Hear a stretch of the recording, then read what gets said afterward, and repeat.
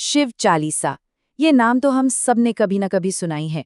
ये भगवान शिव को समर्पित वो 40 छंद हैं जो करोड़ों लोगों की आस्था का एक बहुत बड़ा केंद्र हैं। आज हम इन्हीं छंदों के गहरे अर्थों को समझने की कोशिश करेंगे।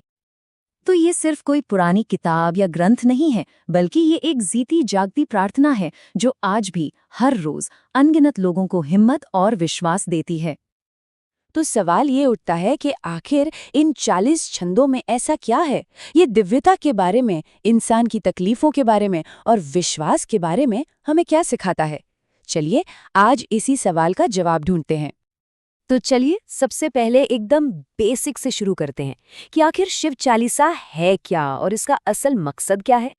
देखिए, नाम में ही इसका मतलब छिपा है, चालीसा यानी 40। ये 40 छंदों वाला फॉर्मेट असल में भक्ति काव्य का एक बहुत ही जाना माना और लोकप्रिय तरीका है, जिसका इस्तेमाल देवी देवताओं की स्तुति में किया जाता है। अच्छा, तो अब आते हैं असल मुद्दे पर कि ये चालीसा भगवान शिव की कैसी तस्वीर हमारे सामने रखती है। और यकीन मानिए, इसमें जो कल्पना की गई है, जो इमेजरी है, वो बहुत शक्तिशाली है। चालीसा के शुरुआती छंदों में ही शिव के भव्य स्वरूप का एक अद्भुत वर्णन मिलता है, जैसे कि उनके माथे पर चमकता चांद, जटाओं से निकलती गंगा, तन पर बाघ की खाल, गले में मुंडों की माला और हाथ में वो शक्तिशाली त्रिशूल। हर लाइन उनके दिव्य रूप की एक झलक देती है। और एक बात यहाँ समझना जरूरी है, ये जो सारे प्रतीक है ना, ये सिर्फ सजावट के लिए नहीं है, इनका एक गहरा मतलब है जो श्रद्धा और एक तरह का विस्मय पैदा करता है। चालीसा खुद कहती है कि उनकी छवि इतनी अद्भुत है कि उसे देखकर तो नाग भी मोहित हो जाते हैं। अक्सर जब हम शिव के बारे में सोचते हैं तो एक वैरागी, एक तपस्वी की छवि मन में आती है ना? पर चालीसा हमें उनका एक और पहलू दिखाती है, एक गृहस्थ का। जी हाँ, चालीसा में उनके पूरे परिवार का जिक्र है। जय गिरिजापति कहकर पार्वती जी को याद किया जाता है, फिर गणेश और कार्तिकेय का भी जिक्र आता है और उनके प्रिय वाहन नंदी का भी। तो ये हमें शिव की दोहरी भूमिका दिखाता है, एक तपस्वी की भी और एक परिवार वाले की भी। परिवार के अलावा चालीसा हमें शिव के एक और बहुत ही महत्वपूर्ण रूप से मिलाती है, एक महारक्षक के रूप में जो देवताओं और इंसानों दोनों की रक्षा करते हैं। इसमें एक बड़ा दिलचस्प पैटर्न देखने को मिलता है।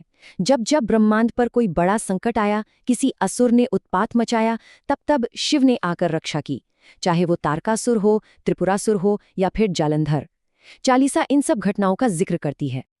और शायद सबसे बड़ी कहानी है समुद्र मंथन की, जब वो हलाहल विष निकला जो पूरी सृष्टि को खत्म कर सकता था। तब शिव ने उसे पी लिया और अपने कंठ में रोक लिया। चालीसा इस घटना को याद दिलाती है, जब उनका कंठ नीला पड़ गया और वो नीलकंठ कहलाए।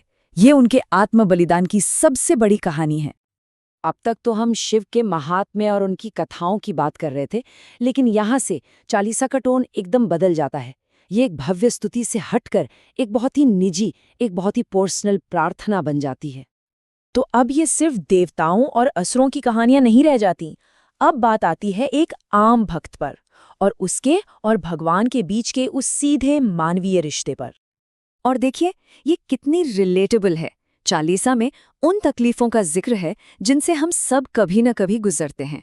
मन में बेचैनी होना, बुरे लोगों से परेशान होना, या जब संकट के समय कोई साथ नहीं देता। ये सारी भावनाएं, सारी पीड़ाएं चालीसा में दर्ज हैं।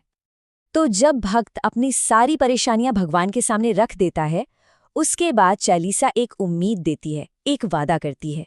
ये इसका अगला और आखिरी हिस्सा है। ये सिर्फ कोई आम वादे नहीं है। चालीसा में साफ साफ लिखा है कि जो कर्ज में डूबा है उसे मुक्ति मिलेगी, जिसे संतान की इच्छा है उसकी मुराद पूरी होगी, और सबसे बढ़कर सारे पापों से छुटकारा मिलेगा और शिव का सहारा हमेशा बना रहेगा। और कमाल की बात यह है कि चालीसा सिर्फ फल नहीं बताती, बल्कि उसे पाने का तरीका भी बताती है। एक पूरी विधि है कि त्रयोदशी के दिन पाठ करें, धूप दीप जलाएं, नैवेद्य चढ़ाएं और सबसे जरूरी सच्चे और भक्ति भरे मन से इसे पढ़ें या सुनें। तो आखिर में यही एक सवाल हमारे मन में रह जाता है ना कमाल की बात, कि कैसे सिर्फ 40 छंदों में एक महाकाव्य भी है, एक दिल से निकली प्रार्थना भी है और एक पक्का वादा भी।